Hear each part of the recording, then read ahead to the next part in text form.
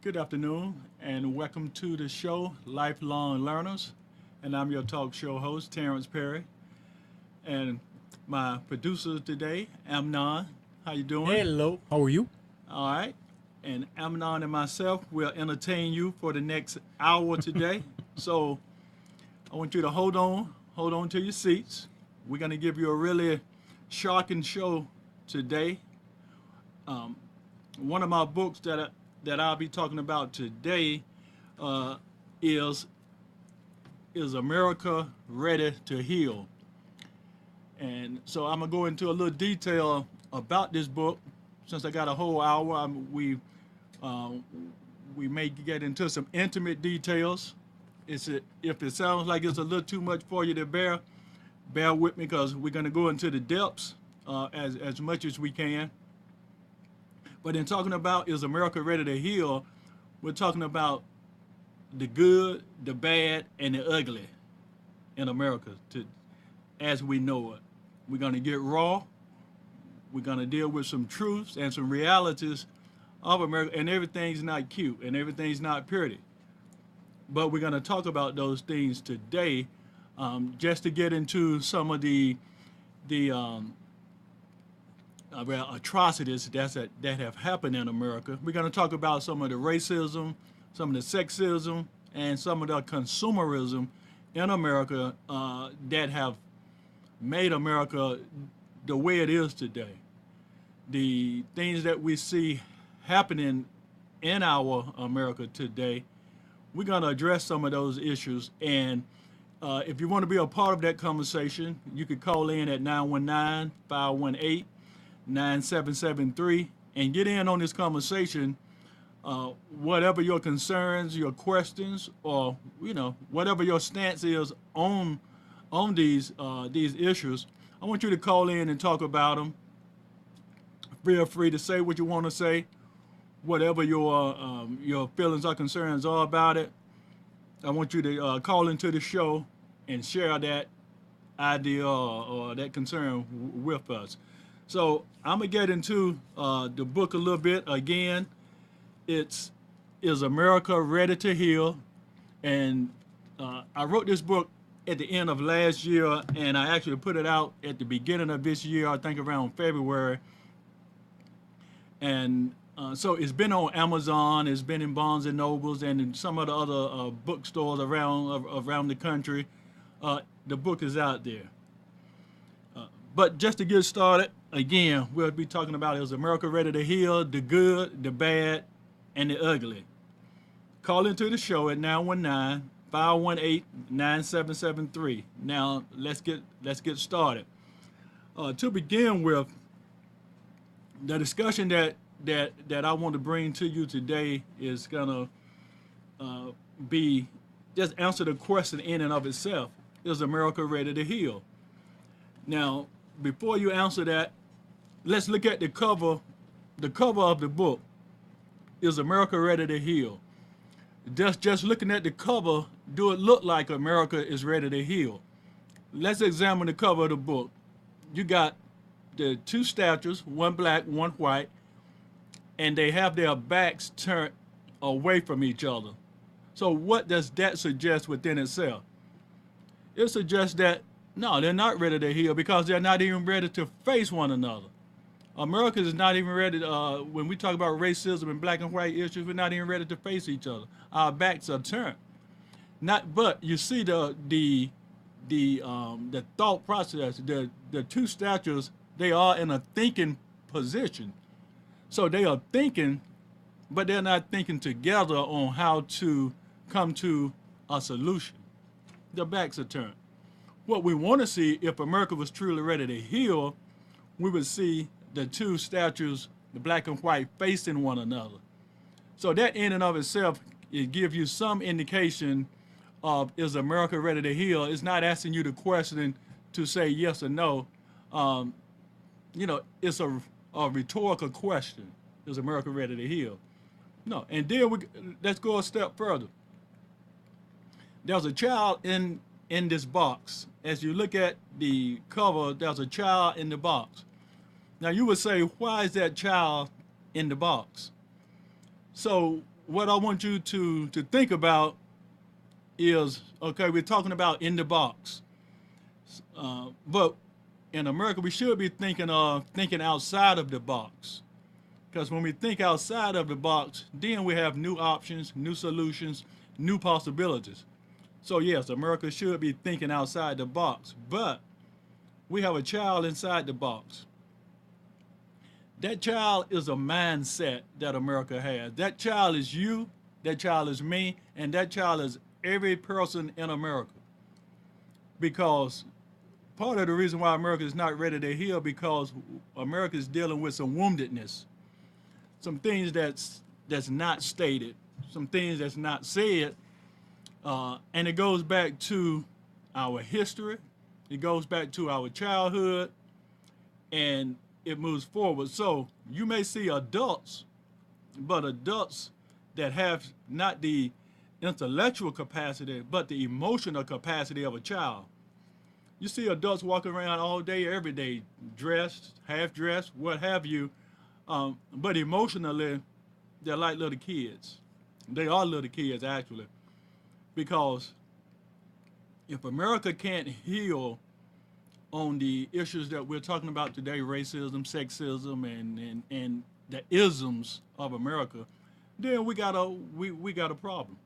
Of course, we know we got a problem, but the bigger problem is we're walking around in adult bodies, adult mentalities, but emotionally, we're little children.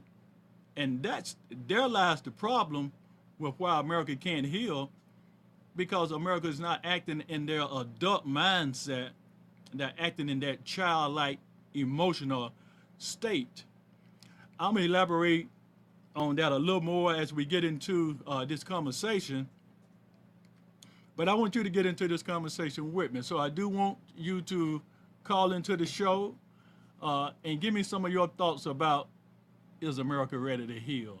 Or what you think about it. Call in at 919-518-9773. So let's address, is America ready to heal? Now, I mentioned racism, I mentioned sexism, and I also mentioned consumerism. I also kind of mentioned thinking outside the box. Some of the other things that we'll talk about today is the superiority-inferiority complex. We'll be talking about money, power, and respect. We'll also be talking about the epidemic of law enforcement and police brutality.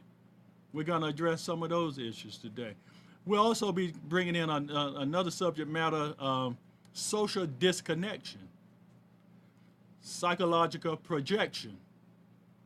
These are just some of the topics that I'm going to throw out that's in the book that kind of defines when we're talking about, is America ready to heal? And when I say no, America is not ready to heal, these are some of the reasons why, and I'll break those down as we get further into this conversation. So first of all, we're talking about, is America ready to heal? I want to address the number one issue that we talked about again, that child in the box. And talking about that child in the box, we're talking about a state of mind. So in talking about this state of mind is the mindset of America. When we talk about, is America ready to heal, I'm actually asking you, are you ready to heal? Because you are America. You are, and we all collectively, we are America. But we got to look at each other at us individually. Is America ready to heal?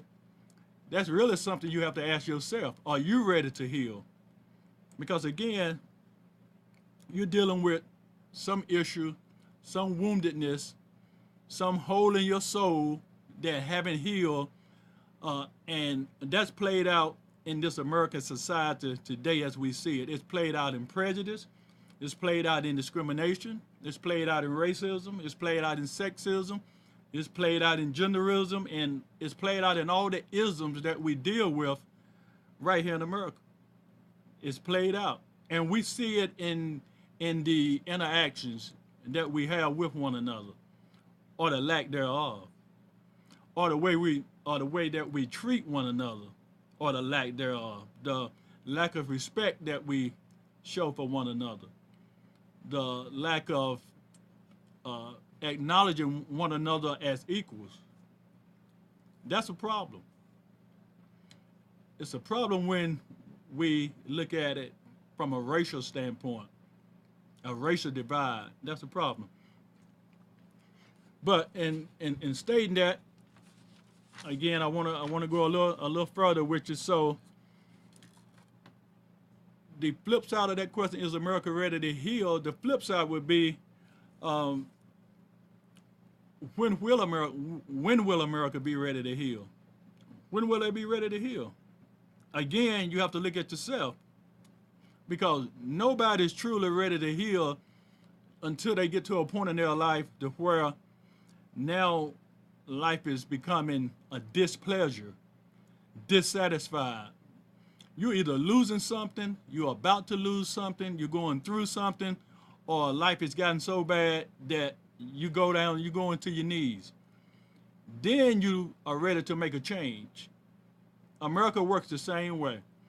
Whether there's a group, whether there's an individual, or whether we are collectively talking about all of us, we're not going to change until something drastic happens. Now, we had 9/11 just a couple of days ago. And when we think back to the 9/11 trauma, the 9/11 crisis, we saw then during 9/11, yeah, that was a big crisis. And after then, people were coming together, people were unifying, they had each other's back because we were going through a crisis. That was a trauma. America was brought to its knees. People were brought to their knees individually. So when we experience something like that, then we're ready to make a change. Because we see then we got to. You're out of your comfort zone. Your back is against the wall, and you don't have anywhere else to go but either die or go up. It's one or the other. You sink or swim. It's sad that we have to operate from that standpoint. It's sad that we have to wait until we go through something that drastic to have to make a change in our life. But that's when we decide, hey, it's time to make a change. That's when, even in race relations, nobody want to change, and we're going to talk about slavery a little bit and that whole change and that whole concept. We're going to even talk about the civil rights movement, the women's rights movement, the hippie rights movement, those movements of the 60s and 70s that brought about change. But the question is, why did change come about during that era? We're only talking about 40, 50 years ago. And now it looks like we're right back where we were then, 55 or so years ago. Why is that? That's something we have to ask ourselves. But let me move forward. Let me move forward with another point. One of the other points I want to make is talking about a paradigm shift. What is a paradigm shift? The paradigm shift happens when all previous information and all technology as we know it is changed by a new information and new technology that wipes out all of that. You're like, what do you mean? What do you mean? Let me give you an example of what I mean. You remember back when man thought the earth was flat? Man thought the earth was flat. He thought he could walk off the end of the earth and fall off if he walked to the edge. So everything that man created and done was based on the fact that he thought was the fact that the earth was flat. From that concept, that's the way man, but what did man learn? There was a paradigm shift. Information and technology taught us that no, the earth is not flat, the earth was round. So that changed everything. When man discovered that the earth was round instead of flat, that changed everything in his thinking and his ideologies, and the way he moved forward from that point forward was totally different than any way man had moved and operated on the earth before then. That's a paradigm shift. All information that was previously thought is wiped out. It's like a leap of understanding. The light bulb comes on. Let me give you another example of some paradigm shifts that have happened over the centuries that have brought about change. 1902, 1903, Henry Ford created the automobile, the Ford automobile. Before there was an automobile, there was horse and buggy. So up until that point, the way man utilized transportation was through using horse and buggy, or he built a cart. That's the way man got around. That's the way man traveled. But Henry Ford in 1902 created an automobile, an automotive, a motor car. So now, and at the same time, 1902, 1903, the Wright brothers, what did they create? The airplane. Man took to the sky. Never been done before. It changed everything about transportation, and not just in America, but all over the world. Those two things, the motor car and the airplane, 1902, 1903, changed the way the world operated in transportation. Now look at it. We got Northwest Airlines. We got different types of motor vehicles all over the world that we drive. You got cars going 200 miles an hour now, when only 115 years ago, man was using horse and buggy. That's a leap of understanding. That's a paradigm shift.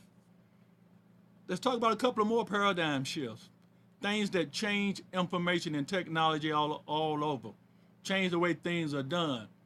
The TV, the radio, changed communication worldwide. There was no TV, there was no radio prior to that.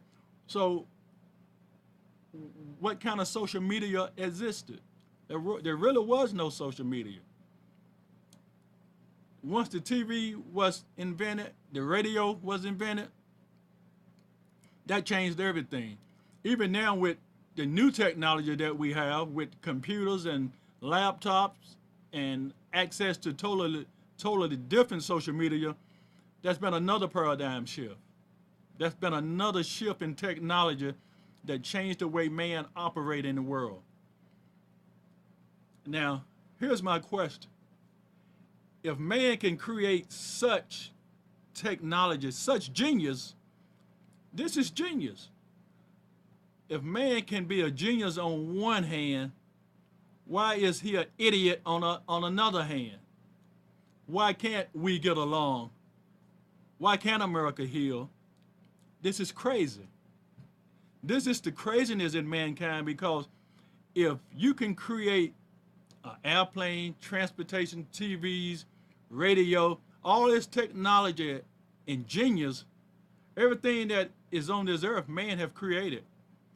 So mankind has the intelligence to do what it needs to take care of itself. But not only do mankind has the intelligence, mankind also have the emotional heart to be able to change his heart also. Mankind is equipped with everything it needs to actually exist forever. Mankind can exist forever. But will mankind exist forever?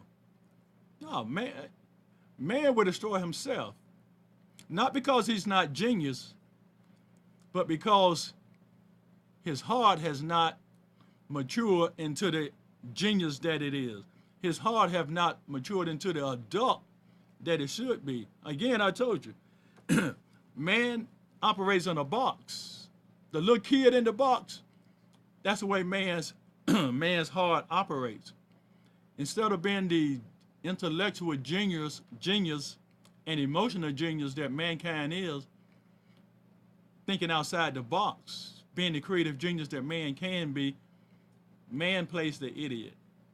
Man operates on a childlike level, and that's sad in 2016 to be operating like that. We're still arguing over skin color. We're arguing over self-respect. We're arguing over whose territory is this. Things that are, senseless to be arguing about. We got bigger things to live for, to exist for, instead of these little petty issues that we're fighting about. Let me move on. Again, before I go any further, the lines are open. I want to hear from you. I want to know your thoughts and concerns about Is America Ready to Heal? It's the book that I wrote earlier this year, and the book is on Amazon. It's in Barnes and Nobles. You can get a copy. Just go on Barnes and Nobles or Amazon.com and order a copy of the book, because the book gets you to thinking, and that's what the book was designed to do, to get you to thinking about what's in your heart. When I'm asking again, is America ready to heal? We're really asking, are you ready to heal? Because it starts with the individual. It extends into the group. So when we're talking about the individual, and let me just bring you back for a minute. When talking about the individual, we're talking about your belief system, your beliefs, your values, your thoughts. The question is, where do your belief systems come from? Where do your belief system come from? And I'm not talking about your religious beliefs per se, because that is part of your belief system, but that's only a small portion of your belief system. Your belief systems come from, I guess, the parents that raised you, the culture that you grew up in, the family that you grew up in, the society that you grew up in. They have already created your belief systems for you. So when you're born into this world, whatever system you're born into, you pretty much follow those beliefs that was already here before you.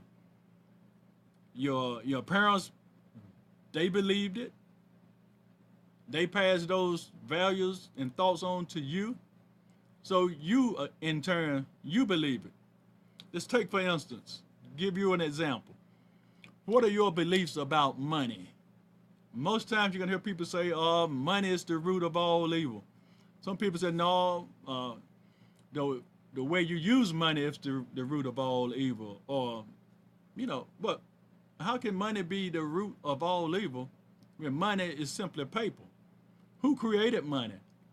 Who created the use of money? We want to project evilness on money and not on mankind. That's something mankind created. That's what was in the heart of man. So whatever you project on money, it's not money that's evil. That's your projection. And I'm going to talk to you a little bit more about what projection is. We're going to talk about psychological projection a little bit later in the show. Because we project all the time on other people, on other races. We project on each other. We project on other groups. We project what's in our hearts, what's in our minds. We project our belief systems onto other people, to other places and other things. A lot of Americans profess to be Christians. They project their belief systems and their beliefs onto Muslims, Buddhists, Hindus, other religions. They project their thoughts and their beliefs about those religions and those other cultures. Why? Because that's what they've been taught to do. That's what they've been taught to believe. And that's where prejudice comes from. That's where discrimination comes from. Those projected belief systems. We project onto other people all the time. We project on other people. We project on other sexes, other races. We project all day long. Ask any psychologist, any PhD therapist, any of your social and psychological I say PhDs, your theorists, your therapists, and so forth. Ask them about psychological projection. Read books on psychological projection. We project all day, every day, so much so that we project it so much onto one another. We project hate. We project those things that we don't like about ourselves or we don't like about our race onto other races, onto other genders. You know, males project onto females, female project onto males, black project on the white project on the black. We do that all day, every day. Project what we don't like about ourselves onto another race, another culture. I'm going to give you an example of that. Let me give you a for instance. Let's take, for instance, and this is going to be extreme, but stay with me. There's a white female goes to a club. There are, let's say, 5 black males at the club. They're drinking. The white female also is drinking. The white female goes home with 5 black males. They all basically drunk. She has sex with 5 black males.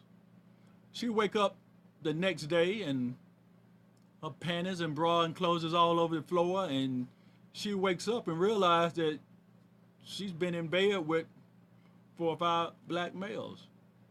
Now here's the question, and here's the answer. How does she feel about herself? First of all, she was probably drunk when she went home with them. She probably didn't had sex with all of them. But the next day when she's sober, she can't accept that reality about herself. So what does she do? What does she say? Does she say I was raped? Does she say they kidnapped me? Does she report that to the police? And if so, why? Again, because when we're talking about projection, what's projected onto, she couldn't accept her own behavior. Leaving the club with 5 guys, going home having sex with 5 guys. Now she has to accept her behavior or disassociate herself with that behavior. How does she disassociate herself? She say, they had to have raped me. I wouldn't do that. You know, they must have kidnapped me. And that's the story that she tells. That's what she tell the police. That's what she tell her family. So what you think happened? Now you got the police arresting 5 black males for kidnap and rape. Now that you got a trial. And so forth and so on. You know how that plays out. So, extreme example, but I wanted to make that example to give you an idea of what, this is how America operates. I told you we're talking about the good, the bad, and the ugly in America. But, you know, it looks pretty on the outside, and people in other countries, when they see and hear America, everybody wants to come to America. America is this great place. That's the picture that America paints on the outside to the outside world. We're this giant, and we save and take care of everybody. Does America really do that? I think that picture has been tainted now, or is changing, because again, with technology the way it is now, the paradigm shift. Now there's a new way of seeing America. You can see more of the reality of what America is really all about. So, if you have any questions about that, give me a call. Call in at 919-518-9773. Let me hear your comments about these concerns and the questions so forth. I'm going to move right along. And we're going to move on into a little bit more deeper into the trappings of America. What they have led you to believe to be true, but we'll find those truths it's not really true. when we talk about the superiority complex and the inferiority complex, and I want to just touch on those two subject matters real quick, because a lot of times we have gotten um, those two subjects confused by definition. A superiority complex, we usually associate that with saying white people have a superiority complex, black people have an inferiority complex. But the truth of the matter is, it's actually, uh, well, from a psychological standpoint, uh, a superiority complex is actually the inferiority complex of that person.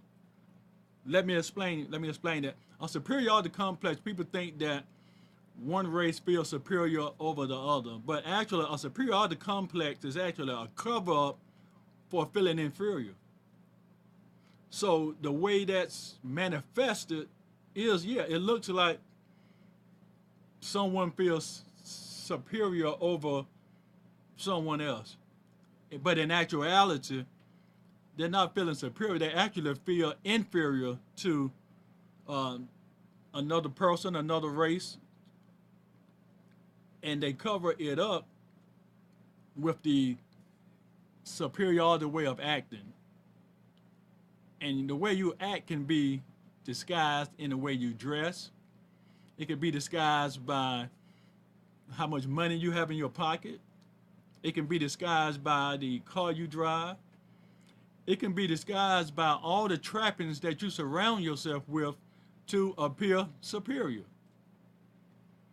But in actuality, it's a cover up for feeling inferior. Which brings me to an inferiority complex. Inferiority complex is not about feeling less than someone else. The inferiority complex is actually it's a cover up because somebody feels actually feels superior to um, the group or person that they're dealing with. But they cover that superiority feeling, they cover the superiority complex up or the superiority feelings up by acting inferior. And the reason they act inferior is because they actually want to blend in. So in order to blend in, they have to play themselves down. If you may have heard the term, you want to dumb down or dumb it down, because they actually feel better than, more than the others that they're around. But the way that's covered up is by acting inferior, acting like they don't know. And you may have seen people that sometimes act like they don't know something when you know they know. They try to play stupid, play dumb, but actually you know they smart. This is because they're trying to blend in, but they don't know how to blend in by any other means except for acting inferior to actually that superiority feeling that they really have. So when we talk about a superiority complex and an inferiority complex, they actually, if you think of them as actually the opposite, a person that has a superiority complex actually feels less than, and a person with the inferiority complex actually feels greater than. You can apply those to races if you want to, and but look at the dynamics is how it's covered up. It happens on a subconscious level. You see some people that have access to nice clothes, nice material things, but you'll never see them with those things because they don't want to stand out. They want to blend in. So they try to dress like, look like, and blend in like everybody else. When in actuality, it would be easier for them to stand out. Enough about that, but just a couple of points I want to make in talking about is America ready to heal? Because again, you have to look at yourself when when you're questioning it, is America ready to heal? You have to look at yourself when we talked about the inferiority complex, the superiority complex. Whether you fit on that continuum, where are you on that continuum? How do you see yourself? How do you feel about yourself in comparison to the people that you hang around, in comparison to the larger society, and in comparison when you look at it in terms of race relations? You know, a good example of that. Let me take you back to the 60s and 70s. We'll talk about, you've heard of the civil rights movement, you've heard of the women's movement, but we've also, in recent years, you don't hear as much talk about the hippie movement. But there used to be, the hippie movement was talked about just as much as the women's movement or the civil rights movement. And all three of the movements actually worked hand in hand during that era of the 60s and 70s that made each movement more powerful. And that kind of helped bring about the change that we saw in America during the 60s and 70s. We went from an evolution to a revolution. Again, let me say that we went from an evolution to a revolution because we saw things change rapidly in the 60s and 70s. We saw advances gained. We saw civil rights. We saw black people get more rights. We seen women, particularly, get more rights, more advancement, more. They got involved in the workforce. From the 60s up until this point today, women have made greater strides than anyone else in America. Black women, white women, all women in America since the 60s has made greater strides in America than any man on this earth when we're talking about numbers. Because women went into the workforce more so than previously. Before then, women in the workforce, there were some school teachers, there were some nurses, and but most women were homemakers. Most women stayed home, took care of the home, raised kids, or they did some type of work either on a farm or for someone's home. They worked in someone's home. But after the 60s and during the 70s, women went head on into the workforce. Women went to college, got college degrees, masters and PhDs, and women has actually been running things ever since. Women their dollars have tripled from what they were making 30, 40, 50 years ago to what they are making now. It's been a tremendous change. So we've seen a shift in the way women deal with the rest of society. The way men deal with women now, that's changed, because 50 years ago, men were the breadwinners. They were the head of the households. They were the income. They brought the income into the homes. But now, if you look at it, when you look at the ratio of who heads the household, women head more households. Women are making more income in the household than men on an average. There are men. There are a lot of men that make more than women in proportion to, as far as salary, but in terms of workforce, period, all over America, there are more women that have advanced than there are men that have advanced. There are more women that are in college than men that are in college. So that's been a revolution within itself. That's gone from an evolution to women being basically secondary citizens to now they're first-class citizens just because of the change in the workforce dynamics. They've now gotten economic power. Their dollars is different. Their dollars have make impact now. They don't have to depend on a man for income. They go to make their own. You got more women entrepreneurs today, women that have started their own businesses. But these are some of the changes that have just came about within the last 50 years in America. So there's been a shift in the whole dynamics of the workforce. But there's also been another shift. Now, again, I'm gonna talk about Black America a little bit and the shift in the black man in America.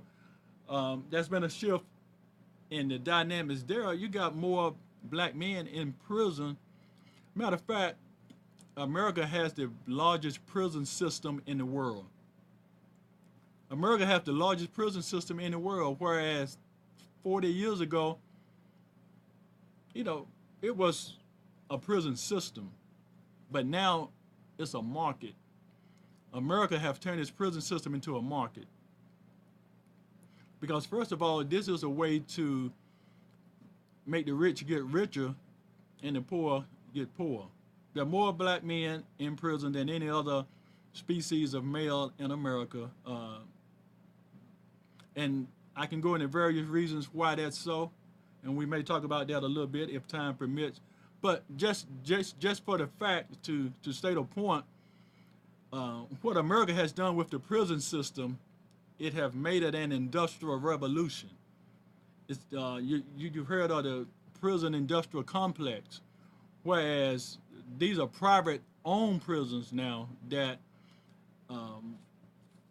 markets the prisons are being marketed as means of creating income, because you can take an inmate, a prisoner, and have them to work for 7 cents a day.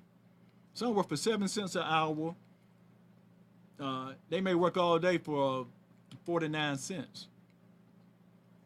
They may work all month for $30, like $1 a day. So that's no money. That means that you have just gotten free labor, and that's making millionaires billionaires.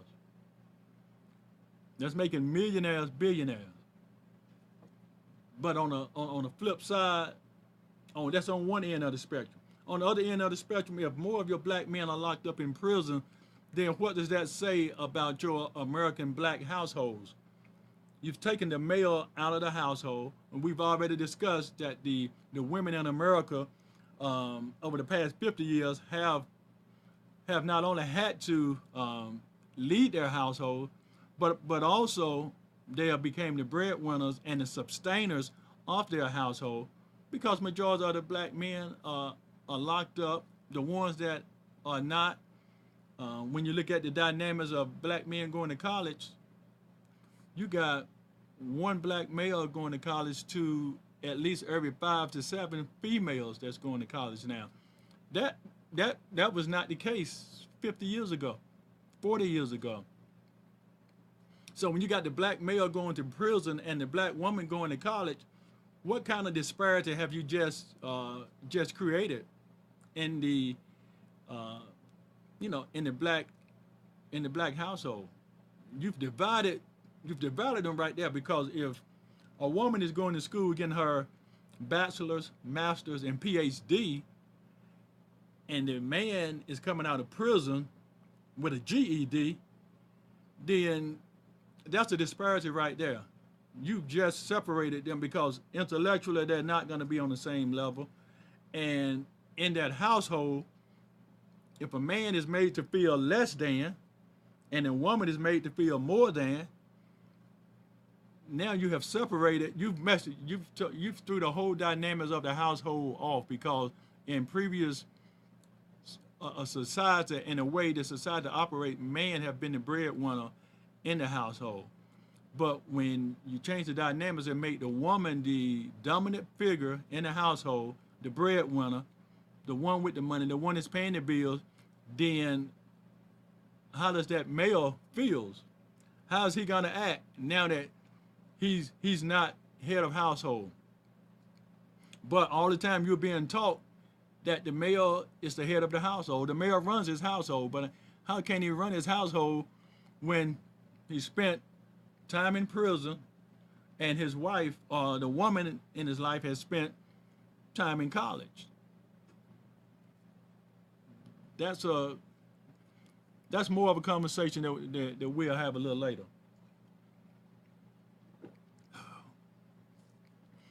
But one other point that I did want to make when I was talking about the hippie movement, and I'm gonna take a few minutes to share my thoughts about the hippie movement and why the hippie movement was probably most important uh, with the civil rights and the women's rights movement that have kind of lost a lot of esteem. But the hippie movement, we get the picture in our head of white people that with long hair and uh, they got on bright colors and beads and raggedy jeans, flip flops, holding up signs saying "Flower Power," riding around on a Volkswagen Beetle Bug, or riding in a Volkswagen van with signs of "Flower Power." We own it, peace, not war. But that goes back to the mindset of the hippie was the that was the younger white generation in the 60s and 70s. They found out their parents were, their families were rich. They were millionaires. So, but once they understood how they became millionaires, once they understood what slavery was all about, once they understood how the economics, how their families became millionaires, they didn't want no part of it. The hippies was like, we don't want no parts of the Vietnam War. We believe in peace, not war. What do we need to fight for? They didn't like the way their parents had gotten the money through slavery and got rich and made slaves out of man, but yet at the same time, you call yourself a Christian, you're going to church on Sunday, you're praying to this God that you say that you're supposed to treat everybody fair and just, but at the same time, you're making a slave out of man, but you call yourself a child of God. Those two, the hippie didn't. We call that psychological dissonance. They distance themselves from their family. They say they don't want no part of that money. So that's why when we see hippies, that was part of a revolution. They didn't want the birthright that they had, that they was born into. They rejected it. They was like, no, we don't want that.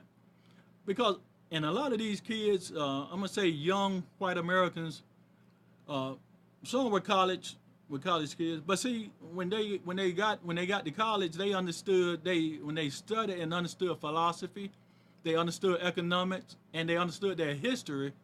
Then they understood how they got the wealth and stuff that they had accumulated, and they rejected it.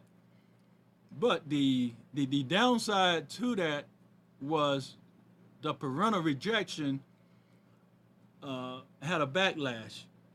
What the hippies wanted was peace, love, not war. They just wanted to get along with everybody, and they believed in the civil rights. They believe in the women's rights. They believe everybody should be created and be treated equal.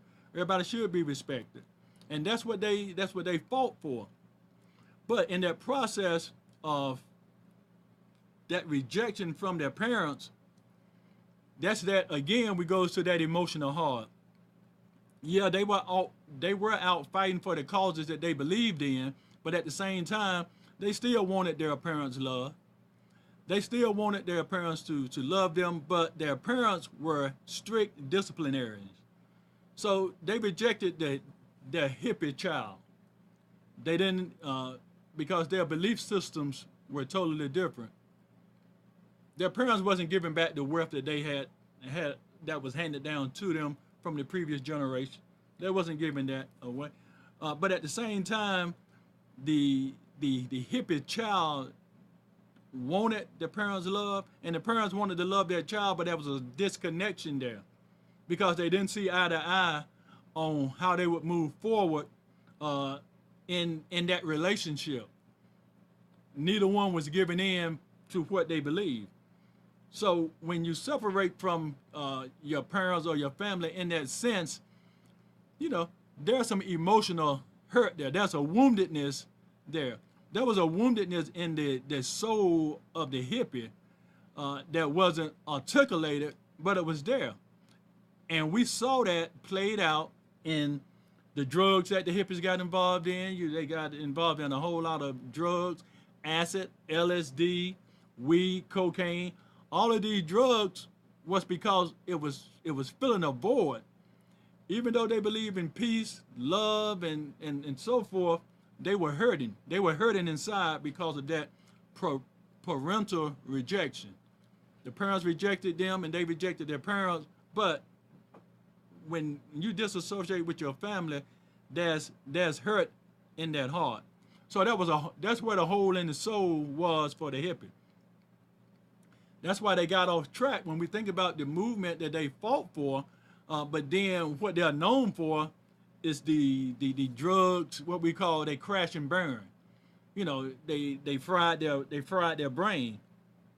But the silver lining in that was during the era of the 60s and 70s, there was the Betty Ford Clinic, which was a recovery clinic that was created. There were other clinics that were created that, and because of the white wealth, the parents did have money to put these kids in rehab. So once these kids went to rehab and got off the drugs and got themselves cleaned up, they went back to school, got their masters and PhDs, and they are the people that we see today who are the college professors. A lot of the PhDs now that's in their 60s and 70s, they were the hippies in the 60s and 70s. Now they're 60 and 70 years old, but like Hillary Clinton and so forth, back then they were all hippies back in the 60s and 70s. But you see where they may have crashed and burned, but the ones that lived are the ones who are our life coaches today. They are our philosophers. They are our college professors. They are the ones that have actually came back and shared their experience with the youth of today. They shared that experience. They were the youth of yesterday. They were fighting for the same causes that we're fighting for today. They got sidetracked with the drugs, but they was able to get in rehab, get themselves clean up, and they got their life together. So it's what we call the phoenix. I guess you would call a phoenix rising. You crash and burn, but then you reinvent yourself. You're reborn again in a sense. And they came back, and they've been a blessing to society, along with the men and women of the civil rights movement and the women of the women's rights movements. They've been the change agents today, from yesterday to today. They've been the change agents that have been bringing about change and sharing what they have experienced with the younger generations, and they are passing that torch on to the younger generations to bring about change that we see that's needed today. It's not about necessarily fighting for what we went through during slavery. That's a fight that our ancestors fought that fight. We have a fight on our hands today with equality, with discrimination, systemic racism. We still got things that we have to fight for today, but we can't worry about yesterday. Carolyn Mass, once she made a statement, you can go back to your past, but don't try to live there. There's nothing wrong with looking back at your past and trying to learn from it and move forward. But don't go back to the past and get stuck in the past. A person that gets stuck in the past, that's a sign of craziness. There's nothing wrong with looking back at your past and using that as a learning, as a point of learning and then moving forward. Because you can't move forward if you don't know where you've been. You can't know where you're going. So there's nothing wrong with understanding history. But don't get stuck there and feel like, slavery has happened. You don't necessarily want to forget that, and you want to learn from that, but that's not a fight that you need to be fighting for right now. There are fights with city council, police brutality. There are fights along those lines that we have to fight for. Now, I'm gonna get ready to end this conversation today, again, about Is America Ready to Heal? And it's the book that I have written earlier during the year. You can get this book on Amazon.com, or you can go to Barnes & Nobles, or you can go on TerrencePerry.com and order a copy of the book and read about some of the issues that we discussed today. There's a lot more in the books that I didn't get into. Like I said, it's about the good, the bad, and the ugly. And it gets real ugly on some parts, but in the end, there is a healing that have to take place in each of us, and we have to find that in ourselves where that place is. Where's that woundedness in your soul that you need to heal before you can move forward and really help someone else to change and move forward. Otherwise, we get stuck in these isms, these racisms and sexisms and consumerisms, and that's what we're fighting for. Things that are unnecessary to be fighting about. We got bigger things that we need to be dealing with in society besides, that's minute stuff. And if we're stuck on that, it's just like being stuck on stupid. So I'm gonna end on that note, and I will talk about this subject matter again at some point. Just wanted to share a little bit of that with you all today. I appreciate you tuning in. We'll be back next Tuesday at 2 o'clock to 3. So you all have a great week, and I look forward to seeing you again next Tuesday. Be blessed. Thank you.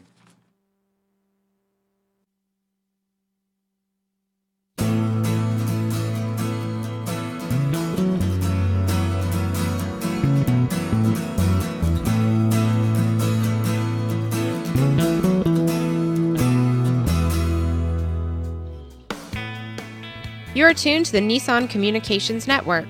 Our weekly lineup of call-in programs includes Computers 2K Now with Amnon Nissan, My Life, My Will with Gisela DiCarlo, The Tanya Love Show, Health Then with Debbie Bruck, Breaking Free with Marilyn Shannon, Triangle Be Well with Howard Jacobson, Lunch and Learn with Rabbi Yisrael Cutler, Lessons of Vietnam with NCVVI members, Current Affairs with Amnon Nissan.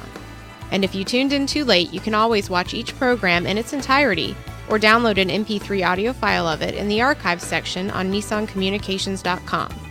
Don't forget to subscribe to our YouTube channel, follow us on Twitter, and like us on Facebook.